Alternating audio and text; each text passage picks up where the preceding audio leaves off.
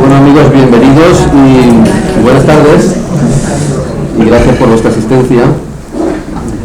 Nos habíamos metido ya casi encima de las fiestas y he estado un poco preocupado. Digo, que igual encima de las fiestas no vendrá nadie y tenemos da gusto ver el salón. Nuestro agradecimiento siempre a los padres dominicos que nos prestan esta sala y a los asistentes. Y hace pocas semanas tuvimos una conferencia de don José Cebrián sobre el arameo. Y hoy, aquí tenemos un conferenciante de lujo, es otro ejemplo de que no hay que ir a la China a buscar conferenciantes, que tenemos personas que tienen mucho que decirnos aquí mismo, en Valencia. Y no voy a decir nada. Ricardo Lázaro Bartolo, yo creo que estoy viendo que los que están aquí lo conocen mejor que yo, profesor de Sagrada Escritura y de lenguas bíblicas en la Facultad de Teología en la Universidad Católica. Pues ya no le voy a quitar más tiempo, o no sé, yo tengo especial interés en el tema de hoy, porque los judíos que hablen de Jesús, o sea, los clásicos se pueden resumir en una cuartilla y son judíos relativamente modernos, ¿no? Recientes. Yo la experiencia que tengo es las personas judías que conozco, cuando puedes hablar un poco en confianza, puedes hablar de Jesús. Y se conocen los evangelios mejor que muchos cristianos. Y tienen la ventaja de que oyen las parábolas, oyen los hechos de Jesús desde su cultura y eso les ayuda. La fe es otra cosa, la fe es un misterio y la fe solo Dios sabe. Ya no le quito más tiempo y que nos hable hoy de Jesús, que ya tenemos la Navidad encima, pero con esta ayuda, que es para nosotros el judaísmo son nuestras raíces y es una ayuda para profundizar en nuestro cristianismo. Pues adelante. Muy bien, pues gracias a la Asociación Amistad Judío-Cristiana, a la que pertenezco desde hace ya 27 años también, y evidentemente a los frailes dominicos que nos acogen en este extraordinario salón Bonagent, que es muy agradecido, sobre todo para quien está aquí sentado porque lo ve lleno y esto pues es de agradecer. Después uno piensa que no es demasiado mérito llenarlo porque tampoco es demasiado grande, ¿no?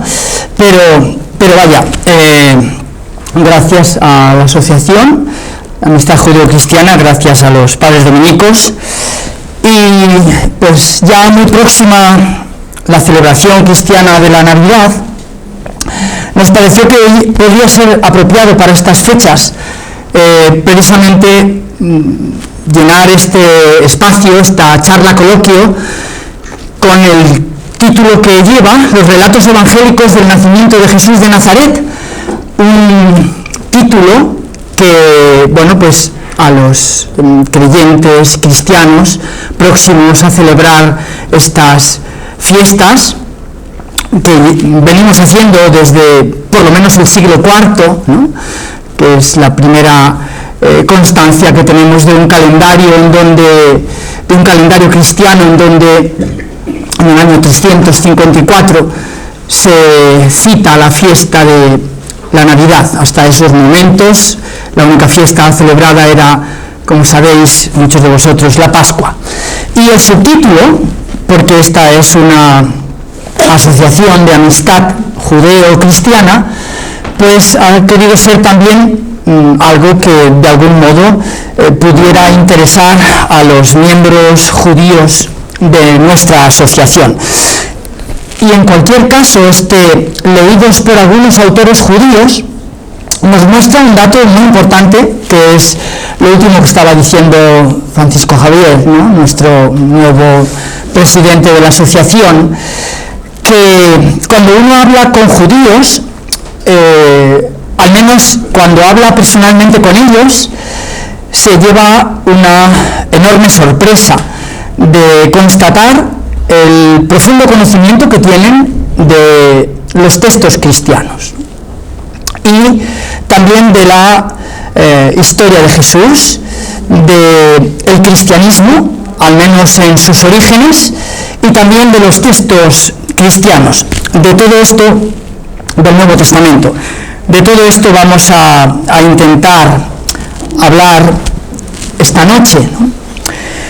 Partiendo de unas palabras que tenéis ahí y que recoge un judío del que hablaremos después, pero quiero comenzar con estas palabras suyas, también porque aquí tenemos a un grandísimo especialista en este texto cristiano, en el cuarto evangelio, el profesor Jesús Girón, compañero de la facultad y director del Departamento de Sagrada Escritura, y bueno, pues que últimamente nos está sorprendiendo con sus publicaciones en torno al cuarto evangelio. Y Shalom Ben Jorim empieza en su principio, en la primera página, en el primer párrafo, con estas palabras que tenéis en la pantalla.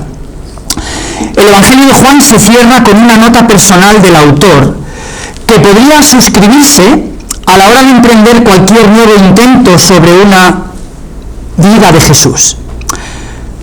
Y cita a San Juan. Hay además otras muchas cosas que hizo Jesús. Si se contaran una por una, pienso que ni todo el mundo bastaría para contener los libros que se escribieran. Esto lo leemos en el último capítulo, que llamamos el epílogo del cuarto evangelio, capítulo 21. Las palabras del discípulo amado, autor de este cuarto evangelio, son la muestra de una pasión ininterrumpida desde entonces, y estamos hablando desde finales del siglo I, tal vez los primerísimos años del siglo II, ininterrumpida desde entonces, y que ha impulsado a hombres y a mujeres a leer, a meditar con amor y a escribir sobre Jesús de Nazaret, intentando probablemente responder a una pregunta que él mismo planteó, el mismo Jesús, en una ciudad que todavía hoy podemos visitar en el norte de Israel. Hoy lleva el nombre de Banias. En tiempos de Jesús es conocida con el nombre de Cesarea de Filipo, y en tiempos del Israel del Antiguo Testamento es conocida con el nombre de Dan, un lugar extraordinario donde confluyen estos riachuelos que descienden desde el monte Hermón, y en esta ciudad dan nombre precisamente ese nombre que significa el que baja de Dan, Jordán, a este río que recorre toda la geografía, desembocando primero en el norte, en el lago de Galilea, retomando su curso en el límite sur del lago para ya continuar durante más de 400 kilómetros con los meandros continuos que hace el río, en una extensión que es 4 veces menor, 92 kilómetros desde que termina el lago hasta que comienza el Mar Muerto. Pero siguiendo el río caminaríamos alrededor de 400 kilómetros. Bueno, pues en esa ciudad Jesús les hizo una pregunta a sus discípulos: ¿quién dice la gente que es el Hijo del Hombre? Encontramos ese texto en muchos relatos de estos que trataron de responder precisamente a esa pregunta. En el capítulo 8 del Evangelio de San Marcos, versículo 29, el primero de los que escribe.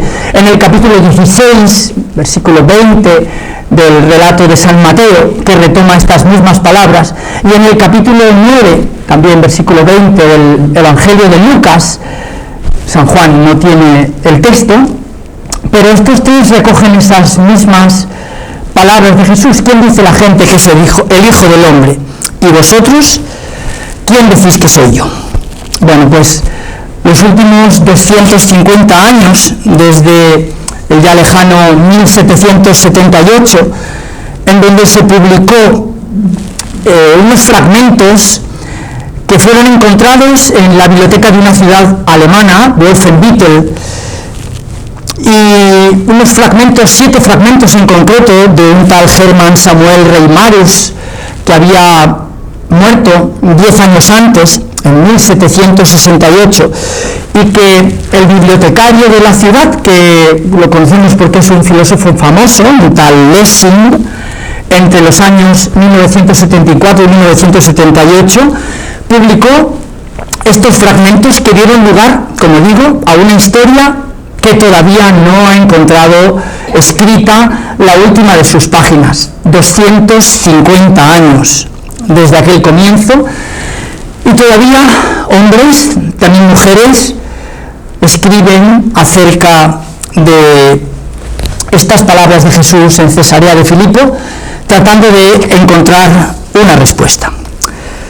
Y ya que nos encontramos en este lugar, que he dicho al principio, perteneciente al convento de los dominicos, pues quiero también citar estas palabras del padre Marie-Joseph Lagrange, fundador y primer director de l'École Biblique de Jerusalén, que casi tratando en aquellos años, estamos a mediados del siglo XX, cuando él fallece en 1938, pero allí ya estaba concluyéndose esta primera etapa de la investigación, y el padre Lagrange afirmó esto que tenéis también escrito aquí en la pantalla: los evangelios son la única vida de Jesús que es posible escribir, dando a conocer con esto que en realidad no se trata de lo que a cualquiera de nosotros esperaría para colmar sus expectativas, para colmar su curiosidad, para colmar todos aquellos aspectos que le gustaría relatar en torno a Jesús. Pero estos 4 autores que escribieron en la segunda mitad del siglo I, Marcos, entre los años probablemente 64 y 68, y a continuación los evangelistas que conocemos con el nombre de Mateo y Lucas, allá por los años entre 70 y 90, ambos después de la destrucción del templo de Jerusalén. Ese es el momento clave que nos permite más o menos ubicar estos relatos. Y por último, el cuarto, del que ya hemos hablado y del que hemos comenzado también leyendo estas palabras, que Shalom Ben Jorim, este judío que escribe un precioso libro del que después leeremos algunas páginas y que titula Hermano Jesús, ¿no? Con un título, como podemos imaginar, muy impactante, que refleja un cambio de mentalidad del que ahora vamos a hablar. De modo que, a ver si soy capaz de medir bien el tiempo para que no se vaya absolutamente de las manos. De todos modos, veis por esta este excesivo optimismo que uno cuando comienza a poner por escrito las ideas que quiere transmitir, pues eso, tenemos aquí 2 autores judíos, de los cuales algunos de ellos nos conformaremos tan solo con decir algunas cosas que no podremos leer, ¿no? Pero bueno, podemos dejar, se trata de un tema de Francisco Javier en su presentación, decía que tiene interés por él, y podríamos hacer varias series, porque afortunadamente son muchos los judíos que, especialmente desde finales del siglo XIX, hasta nuestros días, siglo XXI, han escrito incesantemente sobre Jesús, algunos de ellos de una manera que es absolutamente singular y, por otro lado, apasionante, porque nos muestran algo que también ha subrayado Francisco Javier en sus palabras iniciales, que unos ojos diferentes de unos ojos cristianos que leen el Nuevo Testamento son capaces de advertir diferentes matices que el hecho de no estar totalmente sumergidos en la cultura judía, en la religión judía, en los ritos judíos y en la fe judía, hace que puedan pasar desapercibidos determinados, como digo, matices que en estos 250 años de historia de la investigación en torno a Jesús de Nazaret, y especialmente a partir de 1980, estos judíos han hecho que esa apasionante historia de la investigación sobre Jesús, sobre la historia de Jesús, se convierta en algo diferente a lo que había sido con anterioridad. Hablaremos también en algún momento de estas cuestiones. De modo que vamos a centrar una primera parte que no quiero que sea demasiado larga, pero sobre todo es para que tengamos en la cabeza estos textos, y en nuestra cabeza hay muchos textos, muchos más que estos textos, porque están presentes también no solo los únicos dos relatos canónicos evangélicos que recogen el anuncio, el nacimiento y los momentos después del nacimiento de Jesús, y que únicamente en todo el Nuevo Testamento son dos autores, San Mateo y San Lucas, quienes recogen en los dos primeros capítulos de sus respectivos evangelios algunas noticias sobre esto. Además, curiosamente, y esto llama poderosamente la atención, sin repetir ni un solo relato de los que Mateo escribe, ni uno solo de los que ya ha escrito Mateo. Bueno, si hubiera escrito antes que Lucas, que tampoco sabemos muy bien quién de los dos escribe primero. Sabemos que los dos escribieron después de Marcos y antes que Juan, pero no sabemos si simultáneamente. Sabemos que no se conocieron, por lo que, por otro lado, y que no tienen influencias literarias, históricas, teológicas entre ellos. De modo que van a ser muy sorprendentes también, especialmente las convergencias, porque ya estoy diciendo que no tienen relatos en común, y sin embargo, a pesar de no tener relatos en común, son muy llamativas estos aspectos que cada uno de ellos por separado pone de relieve y que coinciden en sus afirmaciones. Pero decía, tenemos en nuestra cabeza muchos más relatos en los que no vamos a entrar. Relatos, no lo tengo ahí, pero que hacen referencia a tantas imágenes que configuran la imaginería de estos días. Nuestros belenes, por ejemplo, ¿no? Con estos tres reyes magos llamados Melchor, Gaspar y Baltasar, de los que el primero de estos relatos, el de San Mateo, no dice más que unos sabios de Oriente, y desde luego no cita sus nombres, ¿no? Por eso digo que tenemos en nuestra cabeza muchos otros relatos que hacen, además, que por otro lado el escenario descrito en el tercer evangelio por el evangelista Lucas, en donde nos dice que la madre, María, junto con José y el niño estaban en un pesebre, pero en nuestras cabezas y en los belenes de nuestras casas nos encontramos también con un buey y una mula que con su aliento dan calor al niño, ¿no?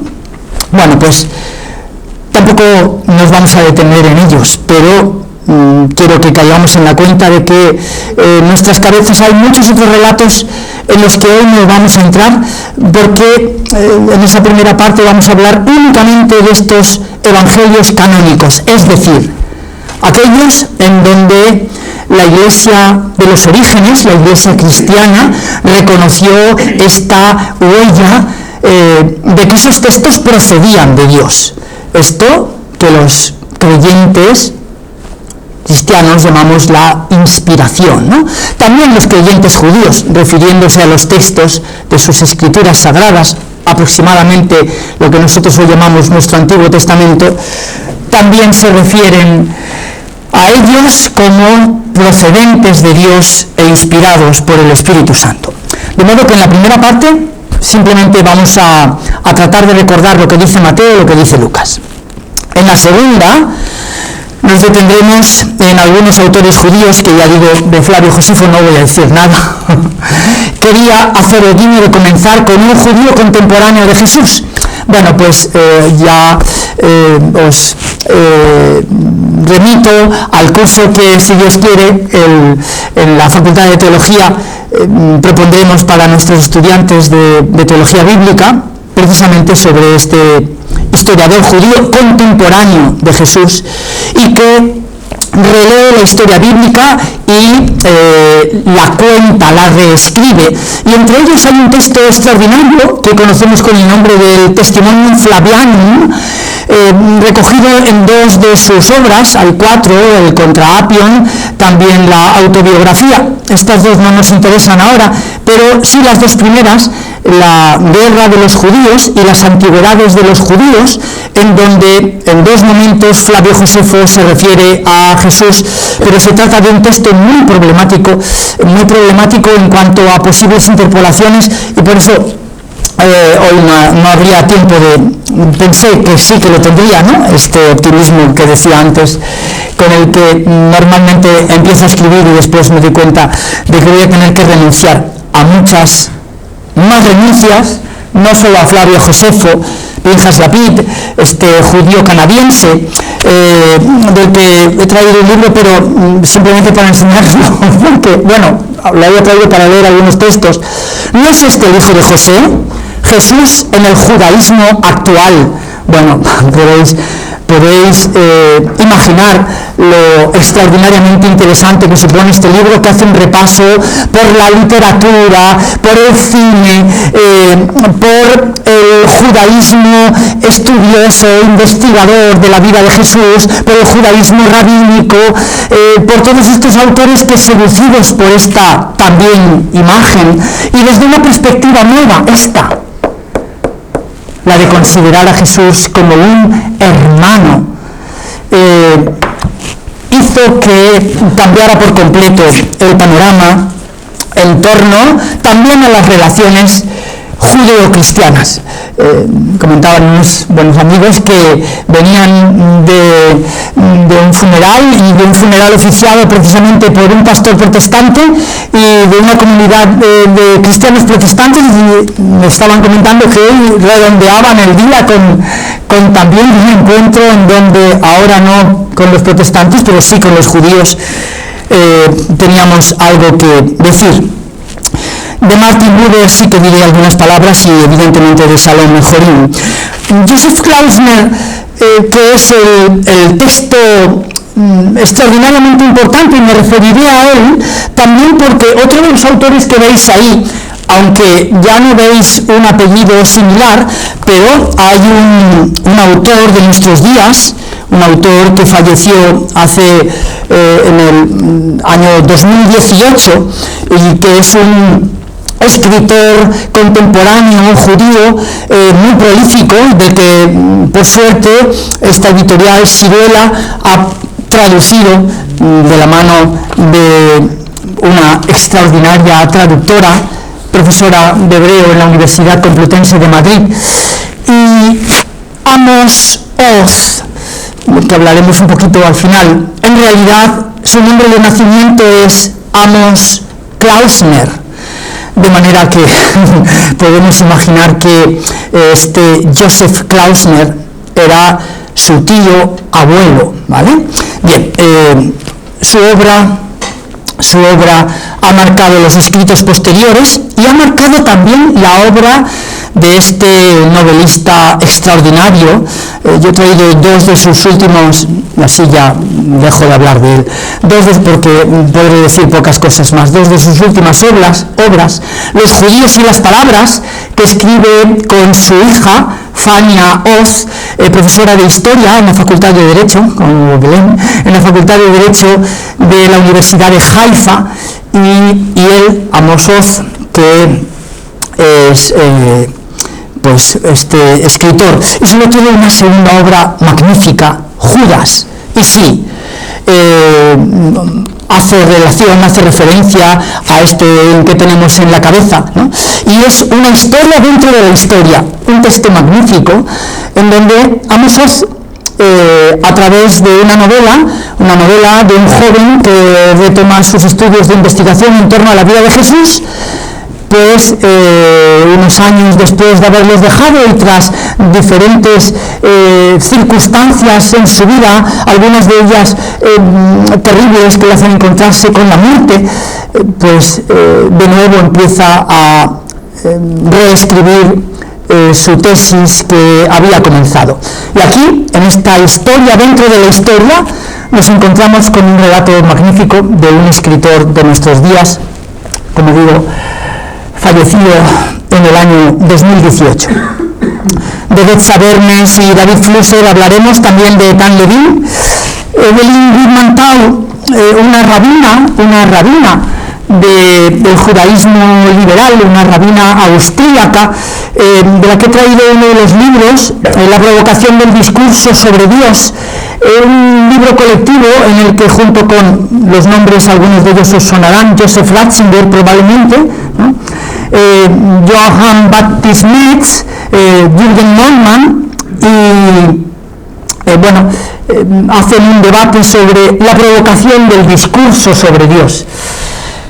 Bueno, no tiene muchos textos y desde luego no tiene ninguno que hable de la Navidad, pero no quería dejar de citarla porque no quiero citar únicamente una lista de varones en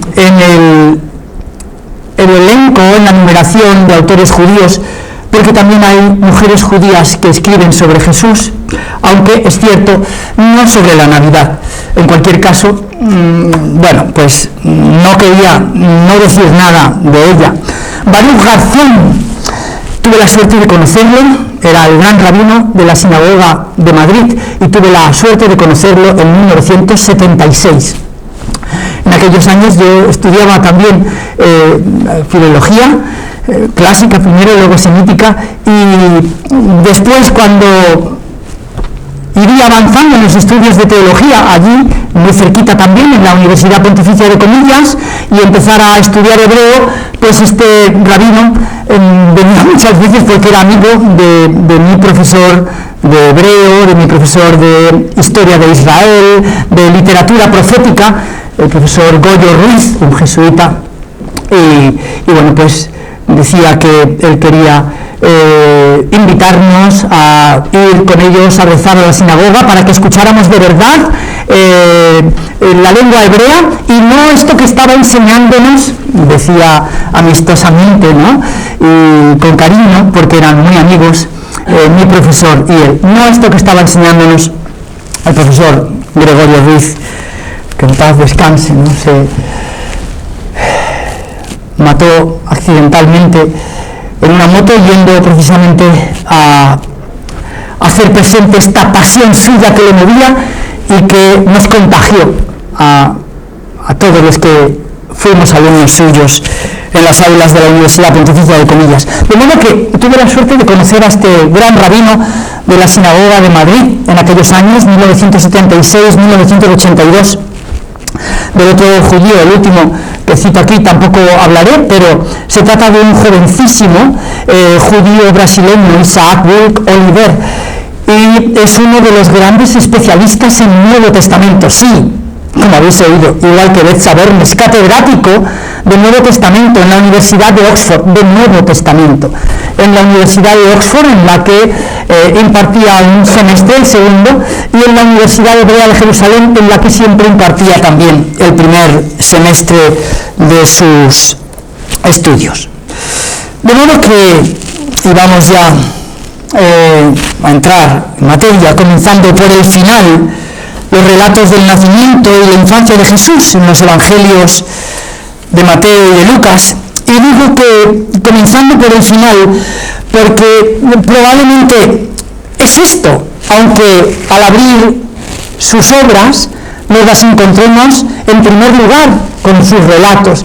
Pero hoy sabemos que la tradición evangélica transmitida sobre la memoria de lo que fueron las palabras y las acciones, las palabras pronunciadas por Jesús y las acciones protagonizadas por él, esto que la teología ha estereotipado en esta fórmula teológica técnica, ¿no? Los hechos y los dichos del Señor, que recogería la tradición evangélica, y probablemente hoy sabemos que los textos fueron escritos de una manera diametralmente opuesta como los leemos, es decir, el comienzo fue el final, y el final son los relatos del hallazgo del sepulcro vacío y los relatos de apariciones del resucitado, y el principio, los relatos del anuncio del nacimiento, el nacimiento, y lo inmediatamente siguiente a aquellos textos probablemente constituyen la última etapa de la tradición evangélica sobre Jesús que se pone por escrito. Por lo tanto, ahí ya se refleja, aquí tenéis, es que hay gente que está detrás, no sé si quieren, hay sitio para sentarse. Bueno, de manera que es importante tener presente esta cuestión, que el comienzo, cuando abrimos el libro, es en realidad el final, el último momento de su puesta por escrito. Yo siempre pongo el ejemplo, hay en clase en la facultad, como esas películas que empiezan con una de sus últimas escenas, ¿no? Y aparece en la pantalla una didascalía que leemos así como 3 años antes, esto diría San Juan, o 1 año antes, esto dirían Marcos, Mateo y Lucas, ¿no? En cualquier caso, fuera uno o fueran 3 los que hubieran pasado desde el comienzo del relato de sus historias, lo cierto es que esos textos tratan de ir mucho más allá de lo que aparentemente cuentan, ¿no? Un de dónde y un para qué, que probablemente este último de los evangelios, el que escribe el discípulo amado, al afirmar: yo para esto he nacido y para esto he venido al mundo, para ser testigo de la verdad, capítulo 18, versículo 37 del Evangelio según San Juan, pues tal vez nos muestra que estos relatos, en realidad, aquellos que escribieron sobre esas circunstancias, Mateo y Lucas, pretendieron al mismo tiempo, no solamente, o tal vez ni siquiera pretendieron en un primer momento y el más importante, ofrecernos noticias con un interés histórico trascendental, sino en realidad dar respuesta a unos interrogantes que, especialmente desde un punto de vista teológico, y en esta larga historia de transmisión que había ido sucediéndose en los primeros momentos, en donde empiezan a ponerse por escrito estos relatos, ¿no?, de el hallazgo del sepulcro vacío, las apariciones del resucitado, los relatos de aquellos 2 procesos penales, uno judío, otro romano, la decisión de condenar a Jesús, la ejecución con una pena capital romana, la crucifixión, y inmediatamente anteriores los relatos de la cena con, según el cuarto evangelio, una larguísima sobremesa que tuvo lugar en su relato en los capítulos 13, 14, 15, 16, 17 y 18, y que no están ni en Marcos, ni en Mateo, ni en Lucas, esa larga sobremesa de aquella cena.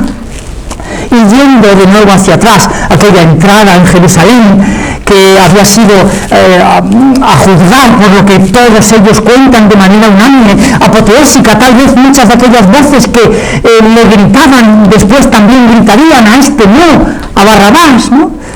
Y haciendo hacia atrás en el tiempo del escritor, ¿no?, poniendo por escrito los discursos de Jesús, los sermones que pronuncia, especialmente aquel que Lucas sitúa en una llanura en el capítulo 6 y que Mateo en los capítulos 5, 6 y 7 sitúa en una montaña, en un lugar todavía hoy extraordinario, ¿no? Desde el que se contempla el lago y que tiene el más extraordinario espectáculo que jamás he visto, ¿no? Me apasionan las bugambilias y allí es un lugar que se ven de todos los colores que uno pueda imaginar, ¿no?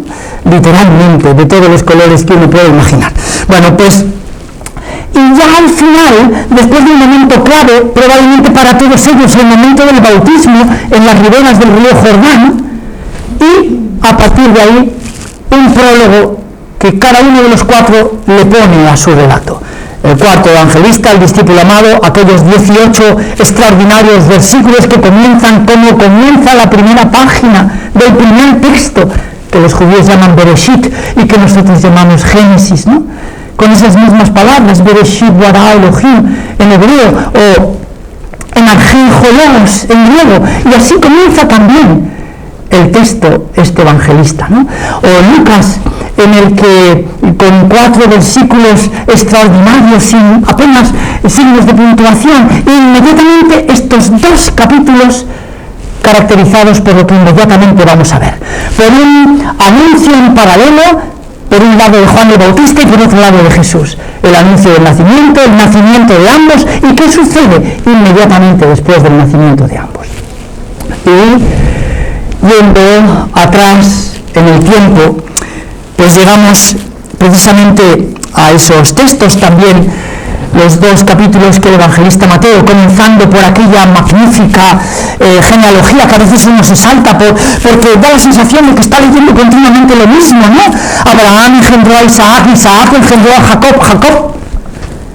Y toda una larga lista que se detiene en 3 grupos de 14. 14 es el número que forman 3 consonantes, la Dalet, la D, la Vau, la V y de nuevo la Dalet, la D, que forman la palabra David, y que esas cifras de esas 3 consonantes, la D, la Vau y de nuevo la D, suman el número 14, ¿no? Como precisamente lo que está diciendo al agrupar estos textos. 14 son las generaciones desde Abraham hasta David. 14 son las generaciones desde David hasta el exilio. 14 son las generaciones desde el exilio hasta Jesús. Evidentemente fueron más de 14, ¿no? Pero este evangelista, en este retrato de Jesús, concentrado en torno a este nombre y alrededor de 4 mujeres, también él no quiso escribir sin nombrar a ninguna de ellas entre los antepasados de Jesús. Rahab, Tamar, Ruth, de una de ellas la cita por el nombre de su esposo, la mujer de Elías, elitita, Betsabé, y María de Nazaret. Todas ellas concibieron, las 5, en circunstancias absolutamente extraordinarias, en donde la huella de Dios, la mano de Dios, se puede vislumbrar, ¿no? Bien, pues digo que por todas estas cosas es importante tener presente que los relatos pretenden hablarnos de este trasfondo, de dónde eres tú, el de dónde, el para qué, este interés por encontrar una respuesta a esta paradoja que los contemporáneos de Jesús tenían. Por un lado, querían conocer con precisión su origen y, por tanto, de ningún modo podía provenir del Padre, de allá arriba, como él afirmaba. De hecho, se preguntaban, ¿no es este el hijo de José? Palabras con las que escribe Pinhas Lapid, este judío canadiense. ¿No conocemos a su padre y a su madre? ¿Cómo dice ahora que ha bajado del cielo? Evangelio de Juan, capítulo 6, versículo 42. O en la versión de Marcos, ¿no es este el carpintero, el hijo de María, hermano de Santiago y de José, Judas y Simón, y sus hermanas no viven con nosotros aquí? Y esto les resultaba escandaloso. Marcos, capítulo 6, versículo 3. Es decir, pensarán que Jesús era alguien como ellos, uno más entre los otros. Por otro lado, estaban absolutamente desconcertados de la procedencia de su sabiduría, de su poder, de sus acciones extraordinarias. ¿De dónde saca todo esto? ¿Qué sabiduría es esa que le han enseñado? ¿Y esos milagros de sus manos? Todo el relato de Marcos es una continua pregunta que suscitan sus palabras y sus acciones. ¿Quién es este que hasta el viento y el mar le obedecen? ¿Por el dedo de quién expulsa a los demonios? ¿Por el dedo de Dios o por el dedo de Beelzebú, el príncipe de los demonios? ¿Quién te ha dado el poder de perdonar los pecados? Si solo Dios puede perdonar los pecados. O aquellos discípulos del Bautista que van a encontrarse con él y le preguntan, extrañados de sus palabras y de su comportamiento: ¿eres tú el que ha de venir? ¿O tenemos que esperar a otro? Y subiendo de intensidad y de diferentes los ámbitos y de las personas que le hacen la pregunta, ¿no? ¿Eres tú el Hijo del Altísimo? A esa respuesta, cuando Jesús pronunció aquellas palabras, que en griego, ego eimi, pero en hebreo, heyech, asher, heyech, son las mismas que escuchó Moisés y que recoge el libro del Éxodo en el capítulo 3, versículo 14, en aquella zarza que arde sin consumirse, y en donde Moisés escucha la voz de Dios. Y por esto digo que cuando Jesús respondió con aquellas palabras, yo soy, se rasgó las vestiduras y dirigiéndose al resto de miembros del Sanedrín, dijo: ¿qué más pruebas? Estamos en el capítulo 11 de ese relato. ¿Qué más pruebas necesitamos? Acabemos con él. Es preferible que uno muera por el pueblo. No vaya a ser que los romanos se enojen contra nosotros y nos destruyan el lugar sagrado. De modo que esta paradoja, ¿no?, que hacía que se preguntaran tantas cuestiones. Por eso, la pregunta con la que he empezado y que está al principio: ¿quién dice la gente que soy yo? Y vosotros, ¿quién decís que soy yo? Que les hace Jesús en Cesarea de Filipo a sus discípulos, probablemente está en el origen de todo esto.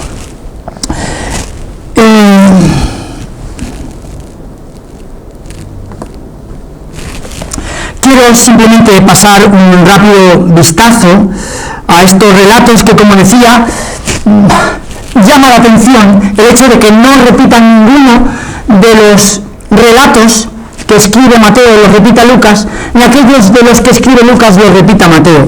Y sin embargo, muchas coincidencias, ¿no?, al hablar de la genealogía. Ahí tenéis los textos, uno en el principio de su relato en el capítulo 1, otro en el capítulo 3, al finalizar el texto. La genealogía de Mateo comienza en Abraham y llega hasta Jesús.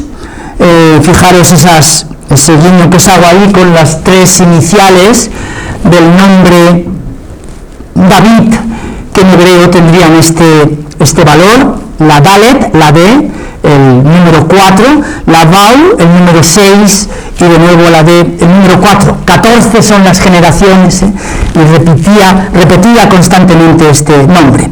En cambio, Lucas comienza por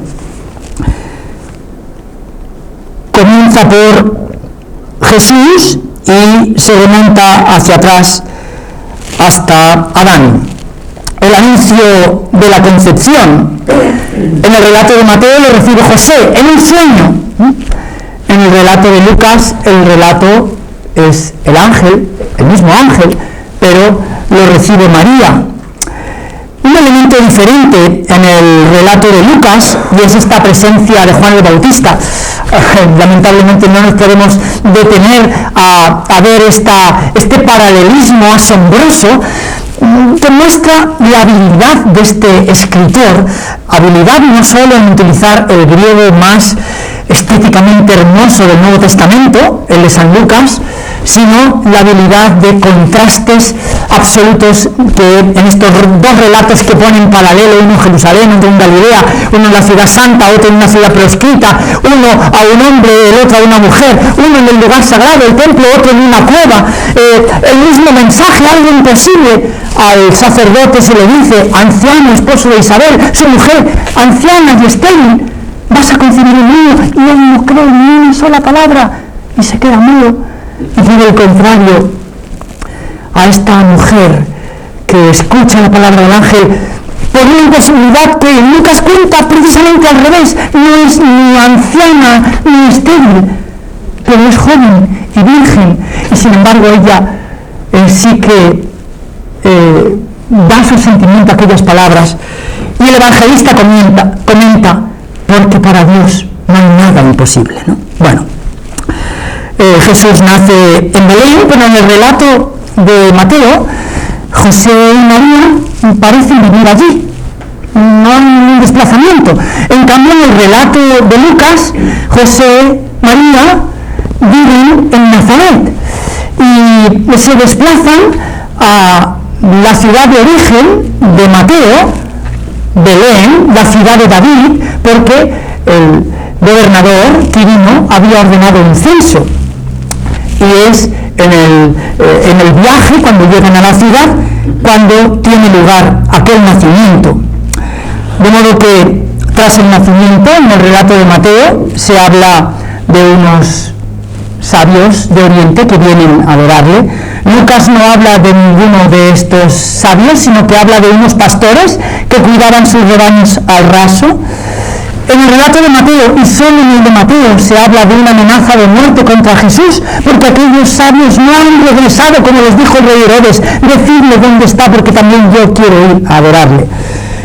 En el relato de Lucas se habla de una última visita de María, José y el niño al templo de Jerusalén, en donde primero es presentado y finalmente, cuando al borde de la mayoría de edad, será de nuevo en un segundo viaje, en este relato con el que concluye el Evangelio de la infancia según San Lucas. De modo, diferencias notables, y sin embargo tenemos unas convergencias que son también muy interesantes, ¿no?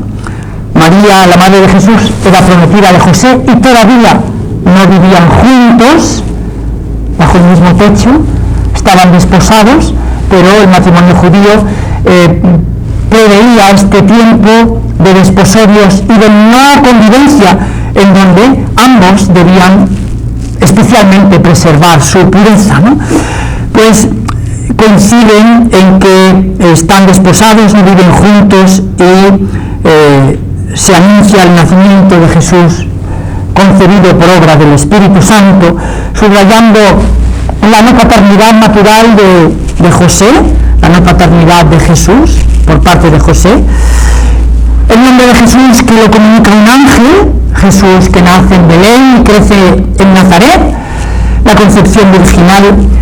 Y todo esto hace que todos ellos, como digo, a pesar de todas estas divergencias que hemos visto, tengan todo esto en común, que nos muestra cuestiones muy importantes que tienen que ver con las convergencias y que tienen que ver con el interés de los evangelistas de subrayar cuestiones que van más allá de lo histórico, como este Hijo de Dios, este nombre del Emmanuel, Dios con nosotros, subrayado también por Lucas, que salvará a su pueblo de sus pecados, como dice Mateo. Yo debo ocuparme de las cosas de mi Padre, dirá en el templo precisamente las únicas palabras, las únicas y las últimas, pero que son las únicas, que Jesús pronuncia en este Evangelio de la infancia según el relato de Lucas, subrayando también esta paternidad de Dios, esta filiación divina. Será pastor de mi pueblo Israel, en el relato de Mateo, que va tejiendo todo su texto con un cumplimiento de las Escrituras. Así sucedió para que se cumpliera lo que dijo el Señor por boca del profeta Isaías, Miqueas, y va cambiando de profecía, ¿no? La Virgen concebirá y dará a luz un niño, le pone por nombre Emmanuel. Y tú, Belén de Fratán, eres la menor entre las ciudades de Judá, porque de ti ha de nacer el Mesías, el Salvador. Y cambiándonos de profecía del Antiguo Testamento, evidentemente Mateo teje todo su relato pretendiendo mostrar este cumplimiento de las Escrituras. La vinculación con David, le dará el trono de David su padre, reinará para siempre sobre la casa de Jacob, y su reino no tendrá fin. Este significado universal, Jesús presentado como luz para alumbrar las naciones, Jesús presentado como signo de contradicción, etc. Bien, vamos a volver a donde estábamos.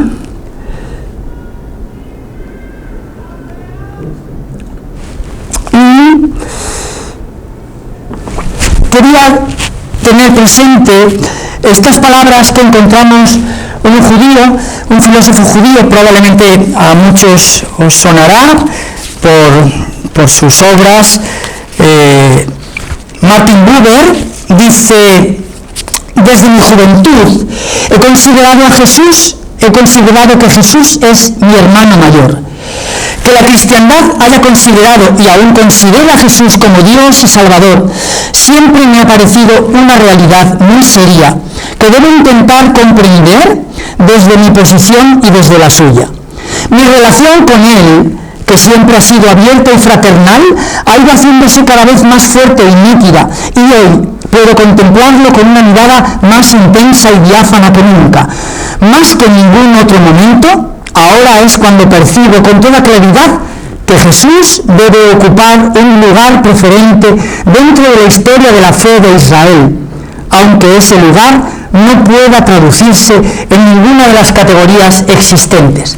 En esta obra, en donde él habla de las dos fees, ¿no?, del judaísmo y del cristianismo, escrita en alemán en 1950, y en donde Martin Buber, a mediados del siglo XX, pues esta consideración, he considerado que Jesús es mi hermano mayor, pues hizo que precisamente Shalom Ben Jorim titulara así este precioso texto: Hermano Jesús, el Nazareno, desde una perspectiva judía.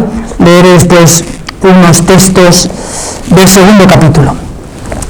¿Qué pasó inmediatamente después? Bueno, pues después de la muerte de Jesús, siglo II, siglo III también, Clemente, Hipólito, Clemente de Alejandría, Juan Crisóstomo, el siglo IV, Orígenes en el siglo III. Hay toda una serie de textos en donde, desde un punto de vista, en este caso cristiano, pero desde un punto de vista apologético, es decir, con la intención de defender la fe, pero no exentas tampoco de conflictividad, ¿no? A veces una conflictividad que iba en aumento y que llevó en títulos como Adversus Judaeos, ¿no?, contra los judíos, ¿no?, y diálogo con Trifón, diálogo contra Celso, obras en donde nos encontraríamos cómo empezó a cambiar aquella realidad de la que después hablan estos judíos de finales del XIX, durante todo el siglo XX y lo que llevamos del siglo XXI.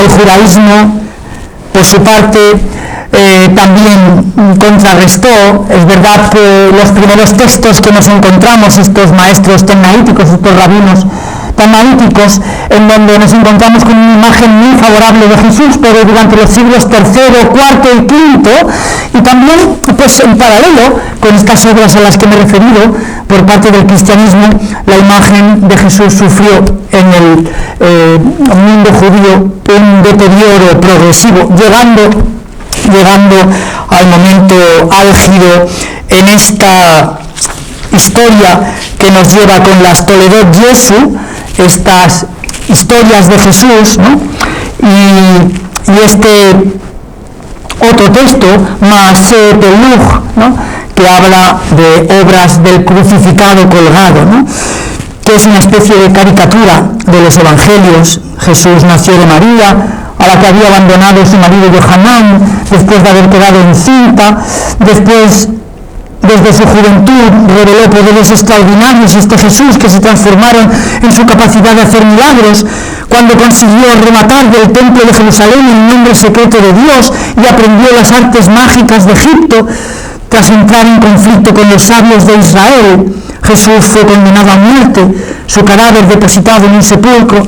Bueno, como digo, el texto fue llenándose de aspectos polémicos que pueden hacer que nos expliquemos todo lo que sucedió durante esta Edad Media, ¿no?, y durante esos momentos de los siglos X, XI, XII, XIII, XIV y XV, con momentos de luz también, en donde, por ejemplo, dos judíos españoles, Yehudá Haleví, ¿no?, este filósofo y poeta español, que parecen darse el relevo porque uno muere, Yehudá Haleví, el año en el que otro nace, Moisés Maimónides, ¿no?, este humanista cordobés, médico, filósofo, astrónomo, que conservando su judaísmo, ¿no?, y no entrando en, por ejemplo, unas palabras magníficas en donde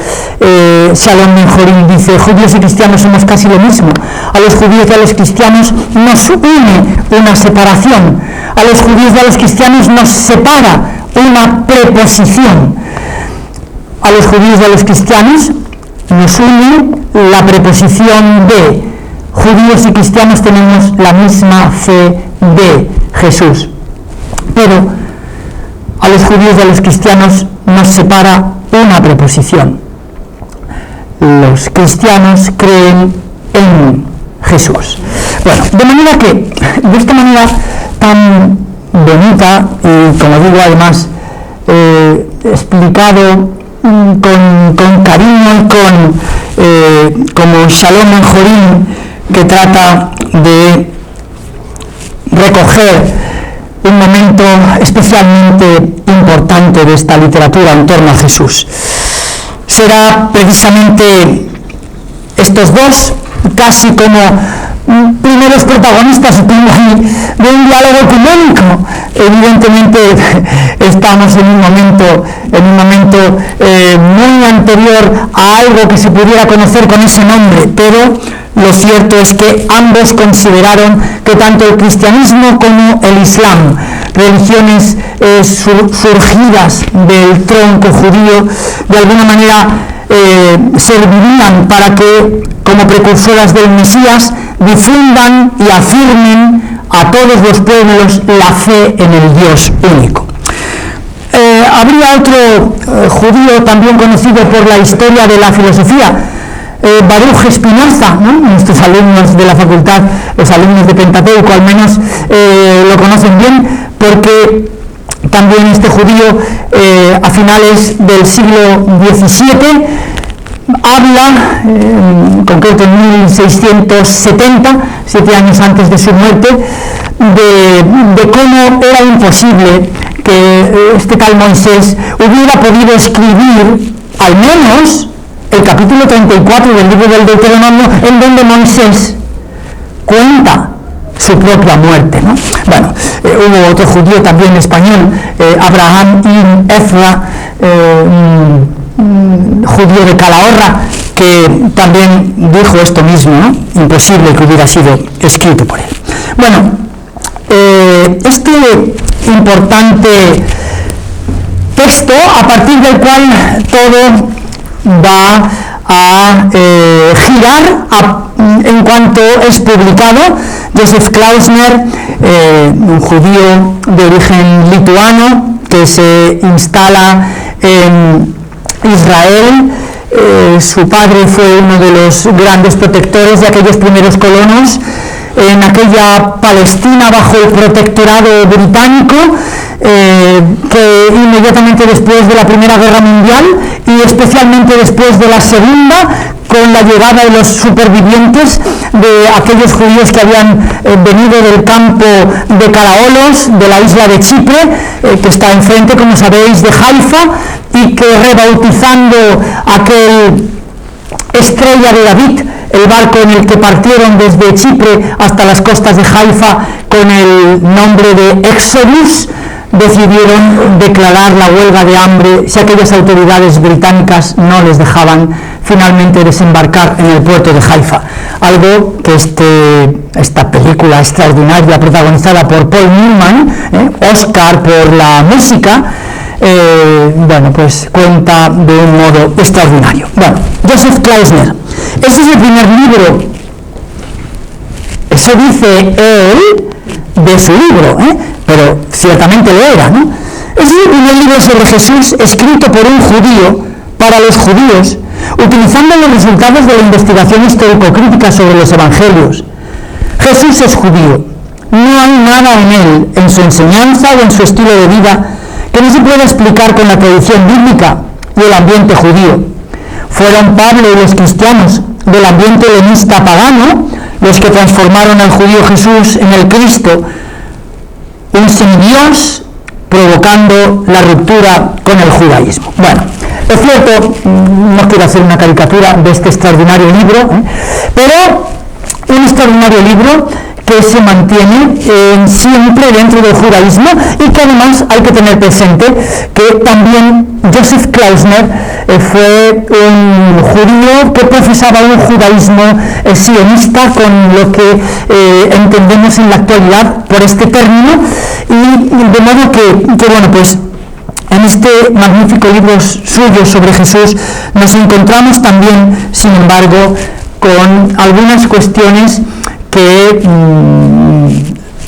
subraya la paradoja que supone, por un lado, el judaísmo de Jesús y, por otro lado, a su juicio, la deformación que algunos autores cristianos, como por ejemplo Pablo, otro judío, ¿no? Otro judío, muy judío, del que hoy se hacen unas lecturas muy judías, cada vez más judías, con títulos como Pablo fue judío, y un subtítulo más pequeñito, y no cristiano. Bueno, bien, en cualquier caso nos encontramos con, como digo, un mundo absolutamente extraordinario. Bueno, vayamos con algunos de estos. Tuve también la suerte de conocer a este extraordinario, también muy amigo de mi profesor de hebreo y de Historia de Israel y de Literatura Profética, Gregorio Ruiz. David Flusser falleció en el año 2000. Escribe dos magníficos libros: El cristianismo, una religión judía, del que no voy a leer nada, pero sin este otro, aunque tendría páginas, pero este sí que quiero leer, porque Jesús, en sus palabras y en su tiempo, editado en castellano en 1975, un año antes del comienzo de mis estudios teológicos en la Universidad Pontificia de Comillas, y que había prologado mi profesor de eclesiología, el profesor Joaquín Losada, y que nos hizo leer en aquella asignatura que en realidad todos nos preguntábamos qué tenía que ver aquello con la eclesiología. Sin embargo, bueno, pues yo estoy agradecido que cayera en mis manos el libro de este autor judío, que después tendría la suerte de conocer, ¿no? Un primer capítulo dedicado a las fuentes, y inmediatamente después el segundo capítulo dedicado a la procedencia de Jesús y, por lo tanto, a estos textos de Mateo y de Lucas a los que hemos pasado revista para tenerlos aquí en la cabeza, ¿vale?, de los evangelios de la infancia. Jesús es la forma habitual del nombre hebreo, Josué, Yeshua. Así es llamado a veces Jesús de Nazaret en la tardía literatura judía. Algunas otras se le menciona también con el nombre Yeshú. Tal era probablemente la pronunciación galilea de su nombre. Bueno, él hace referencia también a los escritos del historiador Flavio Josefo, de Giraba, por si todavía estaba en la pizarra, pero no, ya lo he ido cambiando, ¿no?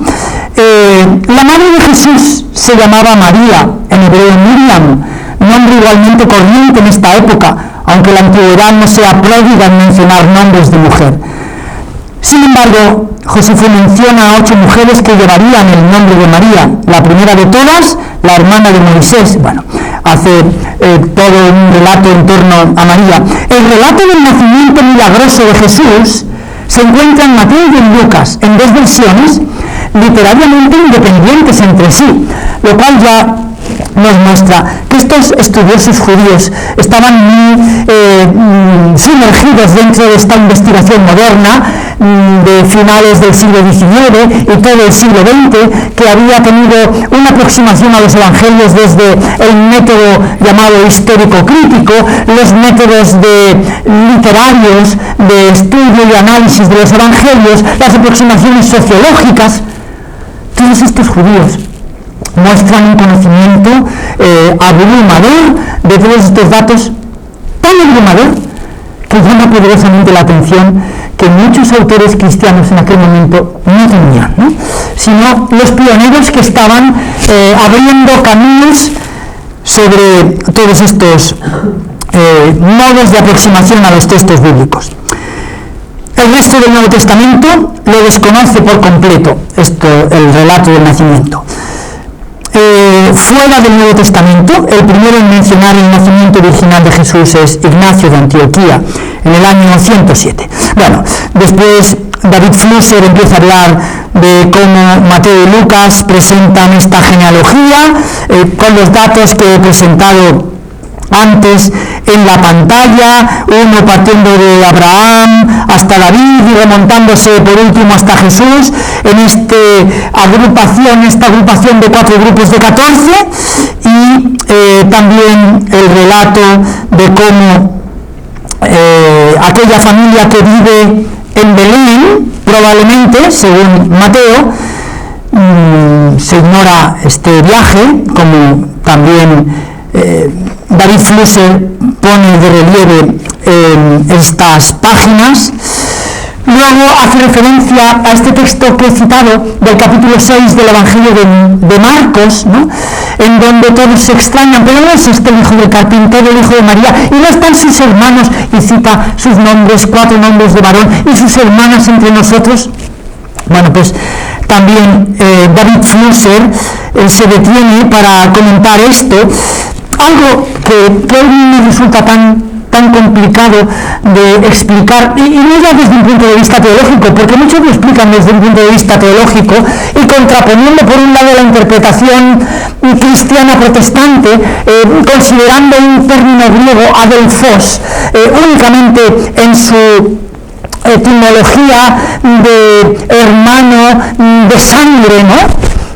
Esto hoy se puede absolutamente desde un punto de vista filológico mostrar que en realidad no es así. No es cierto que siempre que se utiliza el término adelphos en griego, tanto en el griego bíblico, desde luego en el griego bíblico no, pero tampoco en el griego clásico, por ejemplo los textos de la República de Platón, en donde él se dirige a los miembros de su academia de filosofía, entre ellos durante 20 años estuvo sentado en aquellas aulas o lo que fuera Aristóteles, ¿no? Y él se dirige a ellos con el término adelphoi, hermanos. Evidentemente no los que estaban allí sentados eran hijos del mismo padre y de la misma madre, ¿no? Pero bueno, en cualquier caso, no tenía por qué conocer esto David Flusser, ¿no? Y muchos de los que pretenden hacer toda una larga disquisición desde un punto de vista teológico, no es necesaria. Desde un punto de vista filológico se puede mostrar que el griego conoce ese término dirigido para personas que no son hijas del mismo padre y de la misma madre, ¿no? En cualquier caso, sí, la interpretación cristiana católica siempre, y de hecho así producen algunos textos, siempre habla de parientes, ¿no?, o de primos. Lo cual, por otro lado, ilustró la historia del arte, porque estos parientes habían sido hijos de un matrimonio anterior de este anciano José, carpintero de Nazaret, que contrae matrimonio de segundas nupcias con esta joven virgen, y por eso se pone a este José anciano y a esta joven. Bueno, bien, probablemente hay que tener presente estas cuestiones importantes. Los padres de David Flusser lo escolarizaron en una escuela cristiana desde el momento, y él confiesa, como hará otro judío. Este último que ponía ahí, no creáis que vamos a estar mucho rato, terminaré en 10 minutos si me concedéis en 10 minutos intentaré terminar, ¿vale? Este último de los judíos que ponía aquí, Isaac Colliver, este judío brasileño, que cuenta de sí mismo como adolescente y joven se preguntaba qué hacía él en medio de una comunidad cristiana allí en Brasil, si él era judío, y sus padres le decían que era judío, ¿no? Lo cierto es que este extraordinario investigador, a mi juicio uno de los grandes estudiosos del Evangelio de Lucas, que hoy está yendo por unos derroteros que estoy convencido van a abrir nuevos caminos de interpretación, porque trata de comprender el Evangelio de Lucas leído desde el judaísmo del Segundo Templo, desde dentro del judaísmo del Segundo Templo. Y precisamente este evangelio y este evangelista, que durante tanto tiempo se ha hablado de él como el más griego de todos, el más pagano de todos, el más dedicado, y todo eso es verdad, dedicado a un ambiente helenístico y procedente del paganismo, y sin embargo, este evangelista tiene unas fuertes raíces culturales judías y un extraordinario conocimiento de la ley judía. Estoy leyendo la tesis doctoral de este judío, Isaac Welk-Oliver, en donde se pregunta, para responder afirmativamente, una pregunta importante. ¿Es Lucas tan judío y el Evangelio de Lucas tan judío como consideramos el de Mateo?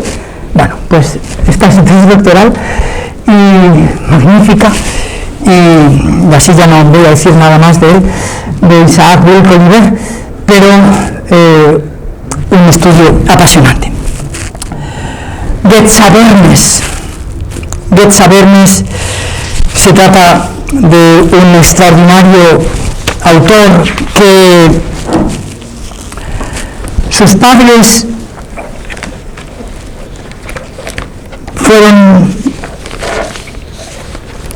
masacrados en los campos de Auschwitz, y este judío, como dije antes, catedrático del Nuevo Testamento en la Universidad de Oxford y catedrático del Nuevo Testamento en la Universidad Hebrea de Jerusalén, escribe algunos textos especialmente importantes. Es uno de los primeros estudiosos de los manuscritos de Qumran. En 1947 le fueron encargados a él y a otro insigne dominico, también de aquella École Biblique, el padre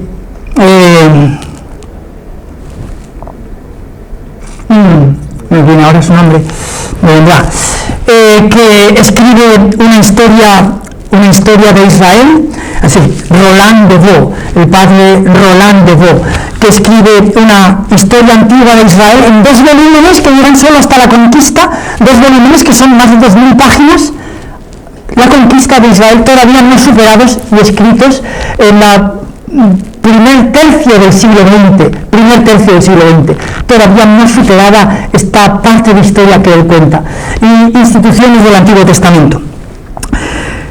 Los manuscritos del Mar Muerto en 1980, libros de Getzabernes, Jesús el judío, los evangelios leídos por un historiador, la religión de Jesús el judío, y luego una trilogía de la que he traído el primero de esos libros, El nacimiento de Jesús, leído por un historiador judío. Es una trilogía en la que comenta también la muerte y en la que el tercer volumen es la resurrección, publicados en la editorial Ares Mares. Y bueno, pues es un judío que lee el nacimiento, un judío que lee la muerte y un judío que lee los textos de la ejecución, el hallazgo del sepulcro vacío, las apariciones del resucitado. Por lo tanto, los textos de la resurrección de Jesús. Getzabernes, en este magnífico libro, en donde hace un retrato de la fiesta, él era, dice, un niño húngaro de 4 años,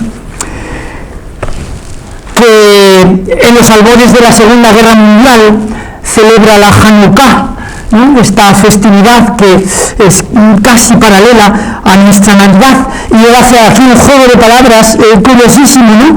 Y habla de la Hanukkah o de la Navikah o de la Navitka para hacer este juego, ¿no? de cómo también, al igual que le sucedió a David Flusser, al igual que le sucedió a Isaac Winkelried, de pequeñitos mamaron ya esta pasión por este judío, su hermano Jesús, ¿no?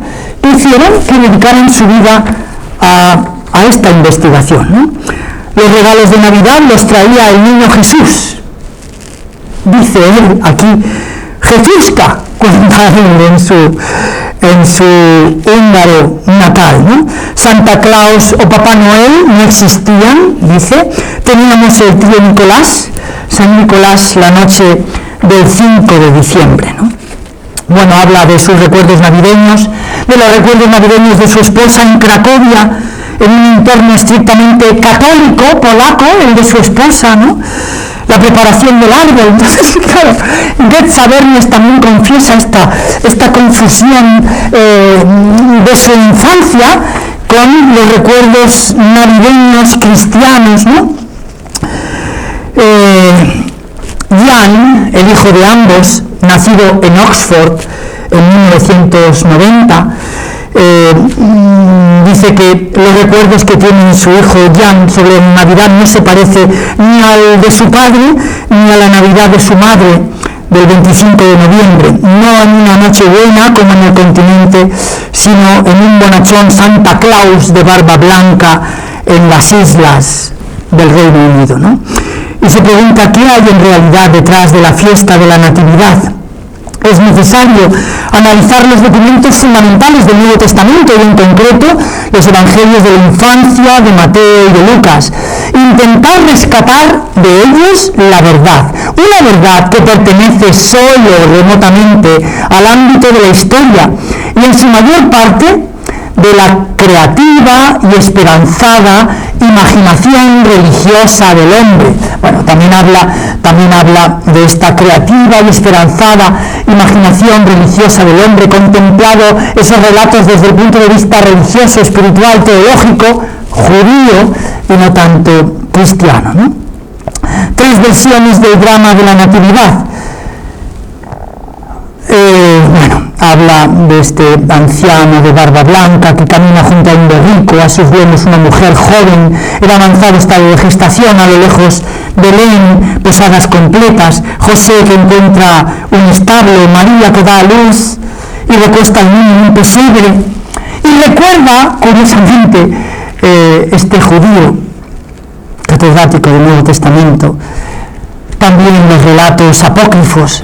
Aquí dedica un par de capítulos para glosar, ¿no?, todos estos añadidos que llenan de imágenes visuales y también iconográficas los motivos de nuestras Navidades, ¿no?, con el Belén.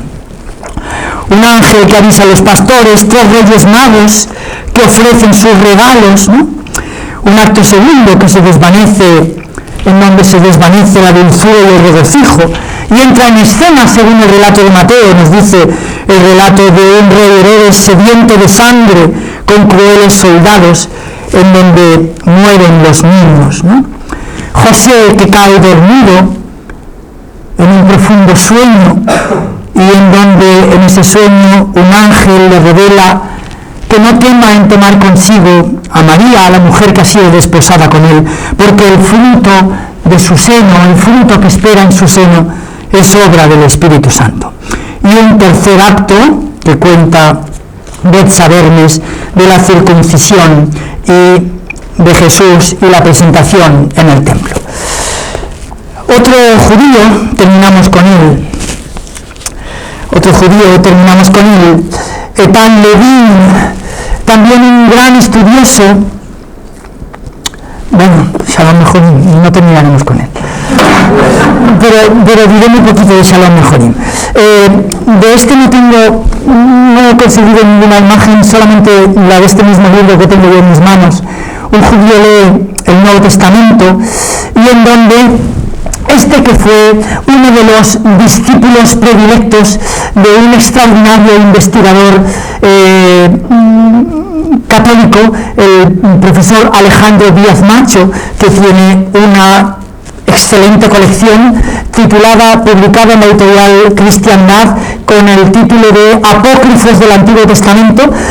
Alejandro Díaz Macho publicó en vida 5 de estos volúmenes, y sus discípulos, encabezados por el profesor Antonio Piñero y este otro, Ethan Levin, un judío y un investigador cristiano, o al menos culturalmente él se confiesa agnóstico, Antonio Piñero, pero en cualquier caso, con una ingente obra en torno al Nuevo Testamento, editaron estos 2 últimos volúmenes de Apócrifos del Antiguo Testamento, y aquí Ethan Levin habla de los relatos de la infancia en el Nuevo Testamento como algo absolutamente singular de lo que el estudioso, también el estudioso judío, no puede prescindir.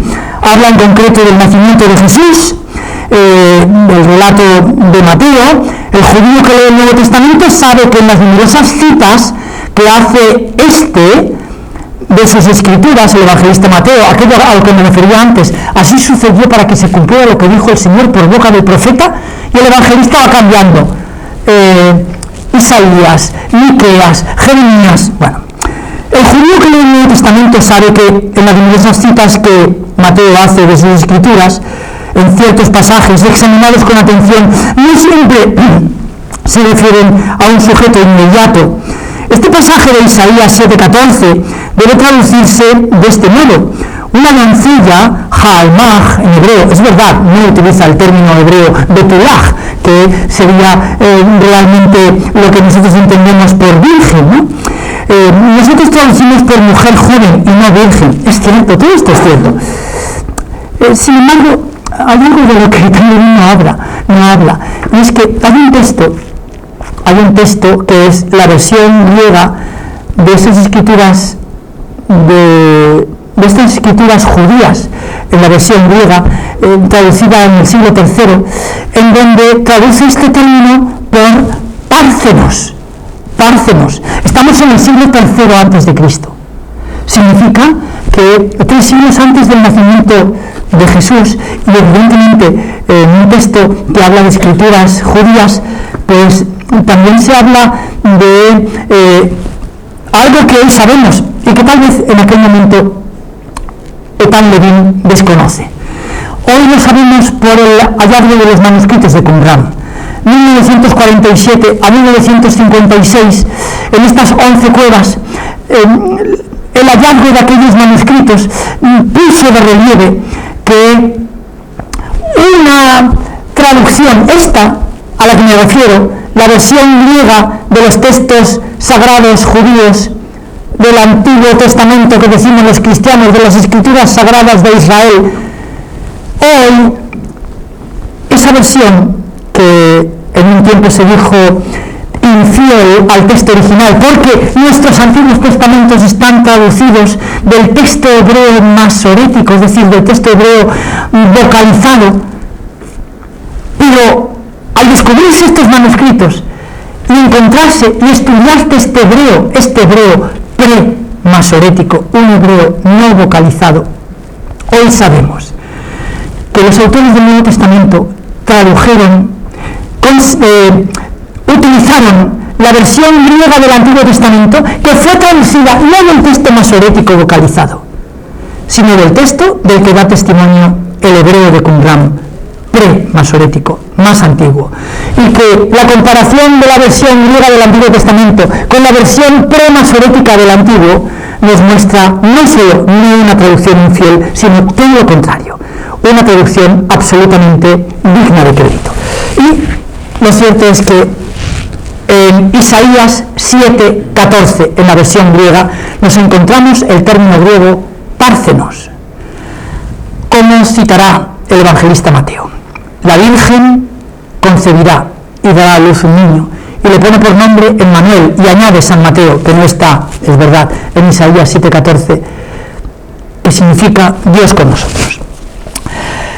De modo que, bueno, dejaré también a mi querido Baruch Garzón el gran rabino de Madrid, que, bueno, por otro lado, los textos que pensaba leer están leídos, están tomados de un volumen colectivo, 10 palabras claves sobre Jesús de Nazaret, y entre esas 10 palabras claves sobre Jesús de Nazaret le encargaron al entonces, la editorial Verbo Divino, le encargó al entonces gran rabino de Madrid estas palabras desde el punto de vista judío, en donde Baruch Garzón se detiene a comentar los textos de David Flusser, ¿vale?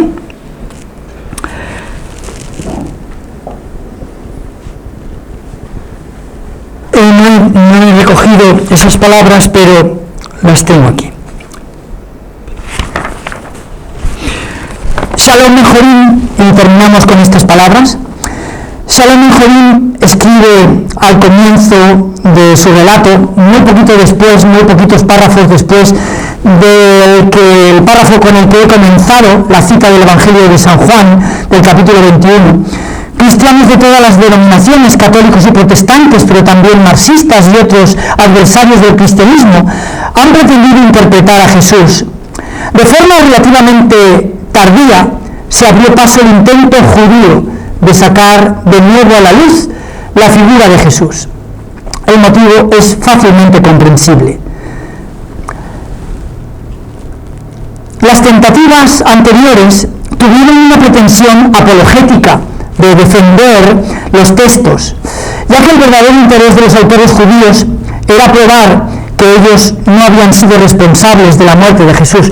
No vamos a entrar aquí en un capítulo importante, pero sabéis todo lo terriblemente doloroso que una interpretación en este sentido jugó en contra durante la Segunda Guerra Mundial de aquellos 6 millones que perdieron la vida en todos aquellos campos, ¿no? Perdieron la vida, no, que les fue arrebatada su vida de esta manera tan terrible, ¿no?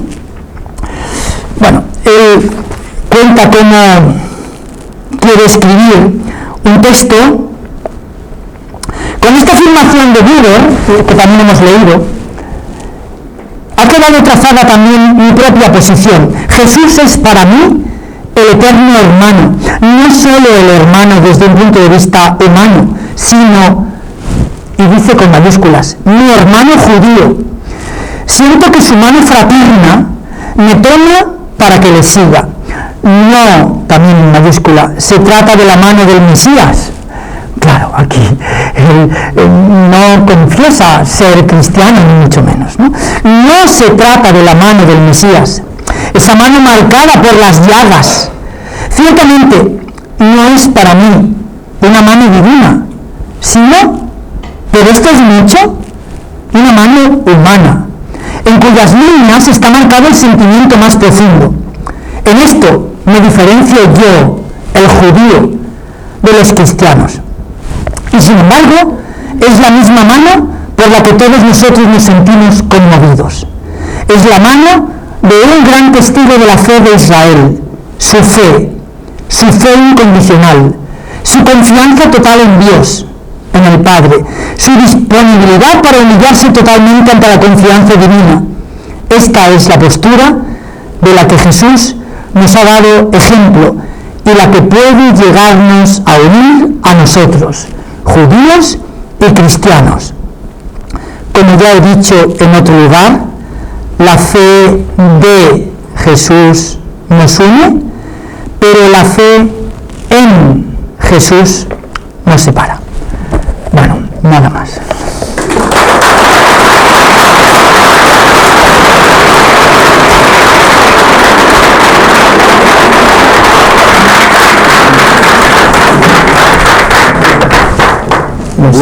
Siento menudo lujo.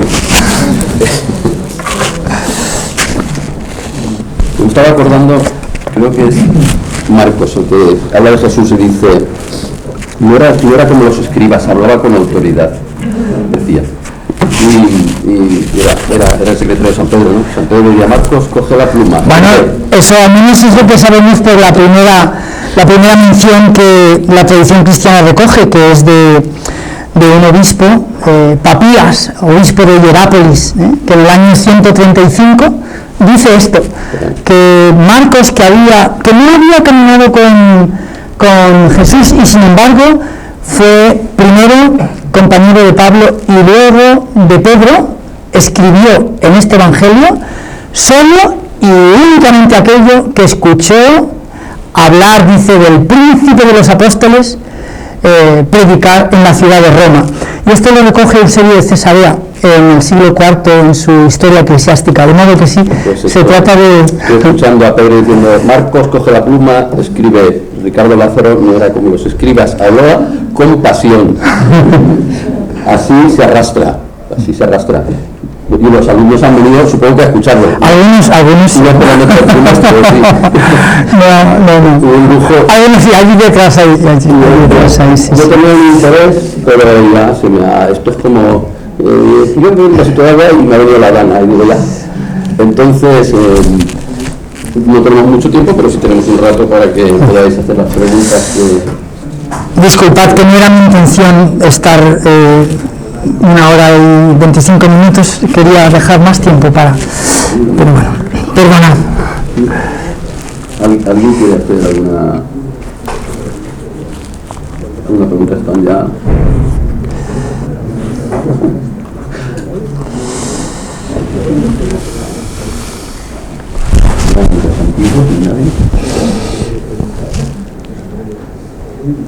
¿O porque no hay, o porque no se atreve? Sí, se atreve. Los alumnos, yo creo que los alumnos llegan y superan, a veces arrastrados por sus profesores, a veces a pesar de sus profesores. También es verdad. A lo mejor Einstein igual llegó al instituto, se encontró un profesor de física mediocre, pero luego y no hay nada mejor que los alumnos superen, ¿no? Está claro que un buen arrastre ayuda mucho, y cuando la materia prima del alumno es buena, pues entonces a volar. ¿Sí, no? Muy bien, pues nada, en otra ocasión a lo mejor podemos leer páginas que hoy no hemos leído. Sí que simplemente una recomendación de estos textos que están traducidos al castellano, de Amos en su nacimiento Klausner, conocido como Amos Oz, ¿no? Y que en unos textos magníficos, sobre todo en este, que digo esto porque es una novela, no es un ensayo técnico, ni histórico, ni teológico, ni exegético, y sin embargo este judío recoge lo que su tío abuelo Joseph Klausner, en aquel primer texto emblemático, ¿no? Jesús de Nazaret, marcó a partir de aquel momento lo que serían todas las aportaciones que desde finales, como digo, del siglo XIX, todo el siglo XX, especialmente a partir de 1980 y hasta la actualidad, pues numerosos judíos siguen escribiendo, hombres y mujeres, sobre este hermano Jesús, con esta pasión que, aunque le digan tomo esa mano con sus llagas, no una mano divina, yo como judío una mano humana, y sin embargo algo que puede unirnos a judíos y cristianos. Ojalá esto sea cada vez más así. El Papa Juan Pablo II decía precisamente, para referirse a ellos, y así seguimos todavía en la liturgia del Viernes Santo refiriéndonos a ellos en la oración, cuando se habla del pueblo de Israel, nuestros hermanos mayores en la fe. De manera que la profundización en su cultura, en sus escrituras sagradas, en su religión y en su fe, nos ayuden también a conocer cada vez más, y como digo, es en los últimos tiempos algo que también los estudiosos cristianos del Nuevo Testamento están intentando hacer, leer el Nuevo Testamento desde dentro del judaísmo, con la esperanza de encontrar una nueva interpretación a textos que fueron interpretados de manera distinta. Sin ir más lejos, nosotros este próximo abril en la facultad tenemos un simposio de teología, y tanto mi compañero Jesús Girón, que hablará de los textos de Juan sobre el Espíritu Santo y la comunión, como yo sobre el libro de los Hechos de los Apóstoles, el capítulo 15 del libro de los Hechos de los Apóstoles, que he titulado Comunión y sinodalidad en los orígenes, una aproximación al capítulo 15 de los Hechos de los Apóstoles desde el judaísmo del Segundo Templo, ¿no? Convencido de que leerlos desde allí pueden hacernos ver las decisiones de aquel llamado, de manera anacrónica, Concilio de Jerusalén, pues tal vez la comprensión de aquella decisión que marcó un antes y un después en lo que sería la Iglesia de hoy, ¿no? En aquellos orígenes. Bueno, pues con este deseo nos despedimos, ¿vale? Muchas